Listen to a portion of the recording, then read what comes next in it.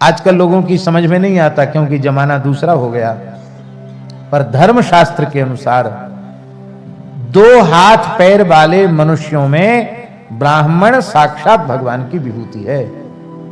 2 हाथ पैर वाले मनुष्यों में ब्राह्मण को मनुष्य मत मानो, उसे साक्षात भगवान का स्वरूप मानो। 4 पैर वाले प्राणियों में, चतुष्पाद प्राणियों में गाय साक्षात भगवान का स्वरूप है। इसलिए गौ और ब्राह्मण का सदा आदर करना चाहिए। लोग कहते महाराज आजकल ब्राह्मण अच्छे संस्कार वाले नहीं हैं, उनके कर्म देखो तो महाराज उनका चेहरा देखने की इच्छा नहीं होती। ऐसी ऐसी बातें लोग करते हैं जिनमें श्रद्धा नहीं है। पहली बात तो यह है, आपने सबका ठेका क्यों ले रखा है? आपको सब ब्राह्मणों का ठेकेदार किसने नियुक्त कर दिया?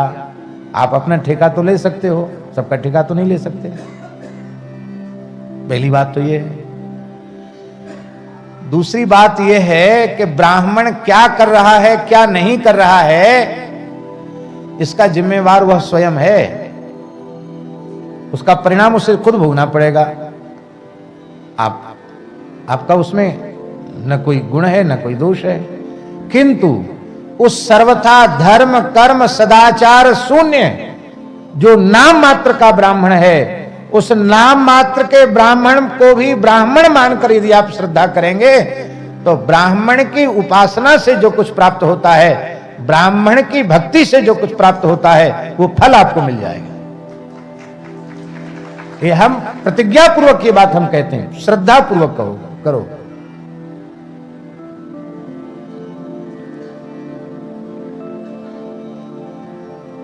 आप बताओ, आतताई में किसी की श्रद्धा हो सकती है?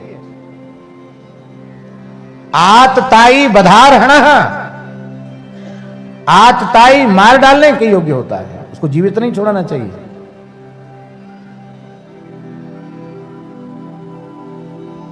आग लगा देना, सोते हुए लोगों की हत्या कर देना, बाल हत्या कर देना, स्त्रियों की हत्या कर देना, यह आतताई का लक्षण है। ऐसे आतताई को जीवित नहीं छोड़ना चाहिए। पांडवों के शिविर में द्रोणाचार्य पुत्र अश्वत्थामा ने प्रवेश किया, सोते हुए वीरों की हत्या की, द्रौपदी के 5 पुत्रों की हत्या कर दी, आग लगा दी शिविर में। कितनी स्त्रियां मारी गईं? वो आतताई था अश्वत्थामा। और भगवान ने कहा अर्जुन से, क्या देख रहे तमाशा, मार डालो इसको। पर अर्जुन बड़े बुद्धिमान, क्यों? सखा है ना। तेरे मन की हम जानी, गहरे कर यार अमल पानी। है तो होरी को पद, पर सखा कहते हैं लाला तेरे मन की हम जानी, तेरे मन की हम जाने।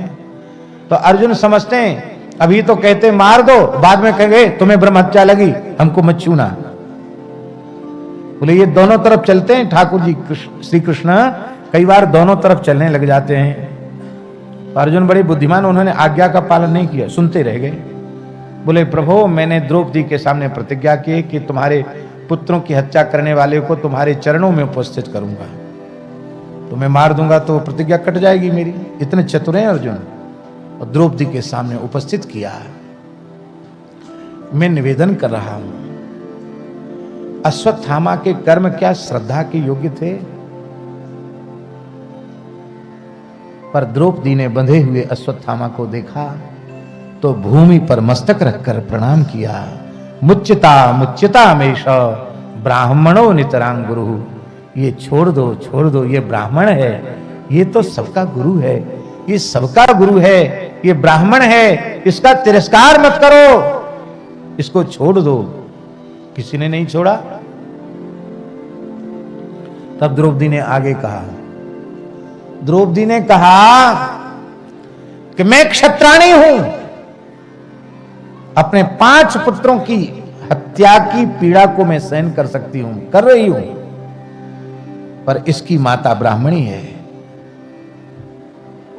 द्रोणाचार्य के दिवंगत होने के बाद भी वह सती नहीं हुई, क्योंकि पुत्र अश्वत्थामा में उसकी ममता थी।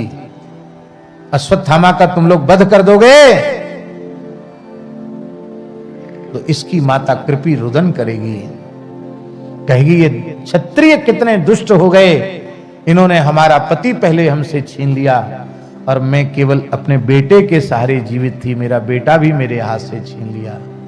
ऐसा कहकर बेचारी भटकेगी, रोएगी, और जिस राजा के शासन में गौ और ब्राह्मण रोते हैं उस राजा का समूल नाश हो जाता है। क्या इस रहस्य को तुम लोग नहीं जानते हो? तुम धर्मनंदन हो, फिर ऐसा कैसे कर सकते हो? स एष भगवान द्रोण प्रजा रूपेण वर्तते। अरे इन्हें अश्वत्थामा मत मानो, ये तुम्हारे गुरु द्रोणाचार्य हैं, क्योंकि वेद में लिखा है आत्मा वही जायते पुत्र इति वेदानुशासनम, पुत्र पिता की आत्मा होता है। जिन भगवान द्रोणाचार्य के चरणों में बैठकर तुमने सांगोपांग धनुर्वेद का ज्ञान प्राप्त किया, वही द्रोणाचार्य अश्वत्थामा के रूप में है। युधिष्ठिर का हृदय भर आया, देवी हम धन्य हैं तुम्हारी जैसी धर्मनिष्ठ पत्नी को प्राप्त करके। है? पत्नी किसको कहते बाबा?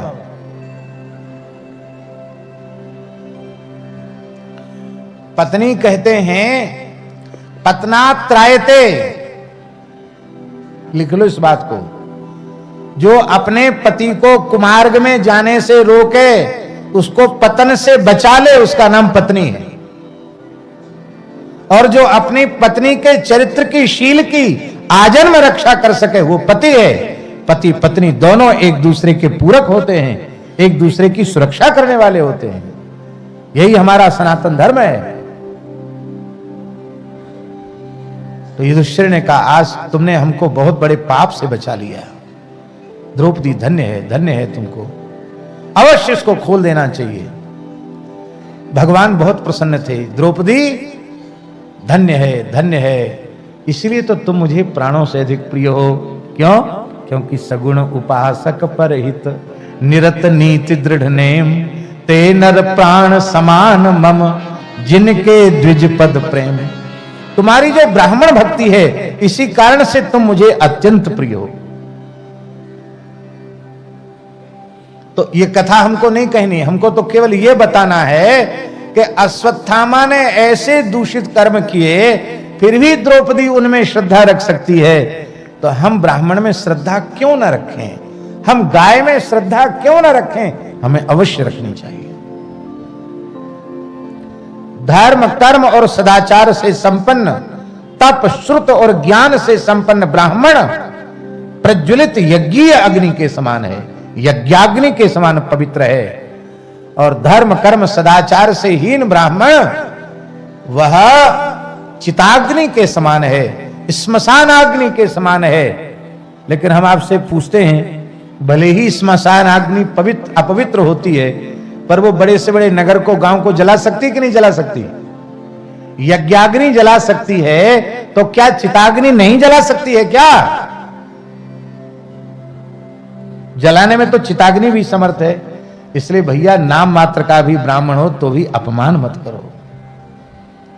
क्या कहें, लोग कहते हैं पता नहीं कैसी कथा बांधते हैं ये।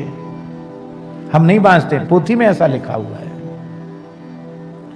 भागवत जी में श्लोक है, जो ब्राह्मण अपनी माता के गर्भ में हैं हम उनको प्रणाम करते हैं, जो शिशु हैं हम उनको प्रणाम, नम आ बटुभ्या, जो बटुक ब्रह्मचारी है हम उनको प्रणाम करते हैं, जो किशोर अवस्था में ब्राह्मण है हम उनको प्रणाम करते हैं, जो युवावस्था में ब्राह्मण है हम उनको प्रणाम करते हैं, जो वार्धक्य अवस्था में प्राप्त हो चुके ब्राह्मण हम उनको प्रणाम करते हैं, जो नहीं है इस धरती पर हम उनको प्रणाम करते हैं, और जो इस सनातन धर्म की रक्षा के लिए जो पवित्र विप्र कुल में फिर से जन्म लेना चाहते हैं हम उनको भी प्रणाम करते हैं।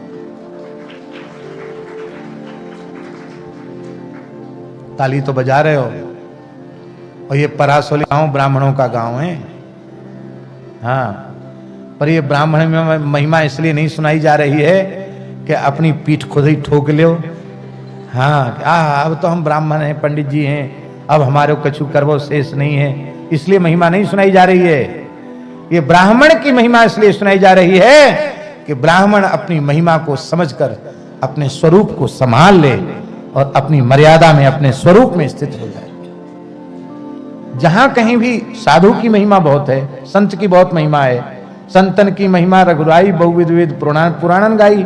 तो इसलिए थोड़ी है कि संत फूल जाएं अहंकार में कि हम तो संत है गए, हमारी बड़ी भारी महिमा वेद पुराणों में गाई गई है। इसलिए नहीं, ये इसलिए महिमा है कि इस वेशभूषा को देखकर लोग हमें संत कहते हैं। तो संत का कोई लक्षण हमारे जीवन में है कि नहीं? नहीं है तो क्यों नहीं है? हम प्रयत्न में लग जाएं कि हमारा जैसा स्वरूप है वैसे ही हमारे आचरण हो, वैसा ही हमारा अंतःकरण बने। हम ब्राह्मण हैं तो ब्राह्मणोचित संस्कार हमारे हों, ब्राह्मणोचित। इसलिए पूज्य बाबा ठाकुरदास जी निरंतर यह चिंतन करते रहते थे कि ब्रजवासी विप्र बालकों के समय से यज्ञोपवीत संस्कार होना चाहिए। और यह क्रम कई वर्षों तक चला। अभी भी पिछली वर्ष यज्ञोपवीत हुए थे, पर बुरो मत मानियो, बाहर के लोग जितनो लाभ ले रहे हैं ना, उतनो घर के लोग लाभ नहीं ले पा रहे।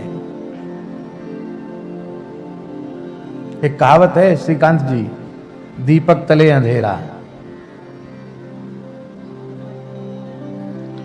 अलवर तक से लोग यहां कथा सुनने आए हैं, वृंदावन से लोग कथा सुनने आए हैं, हैदराबाद से लोग कथा सुनने आए हैं। और आवश्यक नहीं है कि पूरा गांव यहां कथा सुनने आया हो, गिरिराज जी के लोग कथा सुनने आए हैं।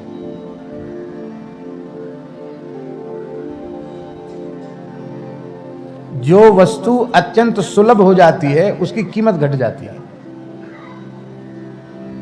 गंगा जी के तट पर रहने वाले सोमवती अमावस्या में कऊ पोखरा में गोता लगाए के कहें आज सोमवती या पोखरा में नहावे को बड़ो पुण्य। अरे भले आदमी, गंगा जी सामने बह रही हैं, गंगा जी में गोता लगाए हुए को पुण्य नहीं है, पोखरा में नहावे को पुण्य है। इसी को नारद जी ने भागवत जी में कहा है, सन्निकर्षो ही मर्त्याणाम अनादरण कारणम। सन्निकर्ष अनादर का कारण बन जाता है और उससे अपनी ही हानि होती है।